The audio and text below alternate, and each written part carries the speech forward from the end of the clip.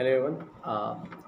আপোনালোকে কেতিয়াবা ভাবিছেনে যে গ্ৰাউণ্ড ৱাটাৰ পানী আণ্ডাৰগ্ৰাউণ্ড ৱাটাৰ পানী ক'বলৈ গ'লে দমকলৰ পানী গৰমৰ দিনত ঠাণ্ডা আৰু ঠাণ্ডা দিনত গৰম কিয় অনুভৱ হয়? চাওক ইয়াৰ পিছত ইমানো ডাঙৰ ৰিজন নাই, কিন্তু ব'লক তাৰ বিহাইণ্ডত কি চাইণ্টিফিক ৰিজন হয় সেইটো আমি জানো।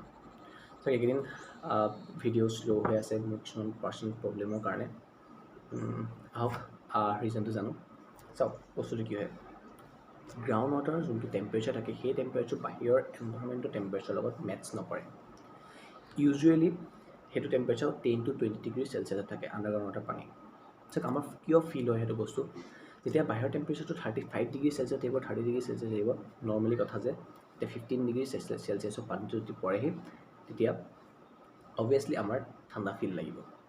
আৰু যেতিয়া আমাৰ টেম্পাৰেচাৰ 15 ডিগ্ৰী চেলচিয়াছ থাকিব, 10 ডিগ্ৰী চেলচিয়াছ থাকিব, তেতিয়া যেতিয়া 20 ডিগ্ৰী চেলচিয়াছ পানী আমাৰ হাতত পৰিব নৰ্মেলি অলপ ৱাৰ্ম ফিল এটা আহিব, ৰাইট? চ' ইমান ডাঙৰ ৰিজন নহয়, কিন্তু নৰ্মেলি এইটো জানিব লগা কথা। চ' যদি নহ'লহেঁতেন তেতিয়া দিল্লীত আপোনাৰ পানী উতলিয়ে থাকিলেহেঁতেন, এণ্ড আপোনাৰ চিমলা অৰ মানালী জেগাত গ্ৰাউণ্ড ৱাটাৰ পানী আপোনাৰ বৰফ হৈ গ'লহেঁতেন, আইচ হৈ গ'লহেঁতেন। এণ্ড এইটো কিয় হয়? বিকজ চাওক সেই ছানৰ যোনটো টেম্পাৰেচাৰ থাকে সেই টেম্পাৰেচাৰটো আৰু ছইল এটা poor conductor of electricity or heat হয়, এণ্ড হিট চ' ইমান সেই ছানৰ হিটটো যে ইমান হয়, মানে সেই হিটটো আপোনাৰ ছইলে গ্ৰাউণ্ড ৱাটাৰলৈকে যাব নিদিয়ে, ৰখাই দিয়ে ওপৰতে।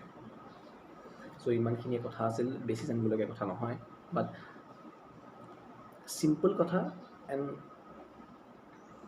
ইমানখিনি জানাটো মিনছ দৰকাৰী হয়।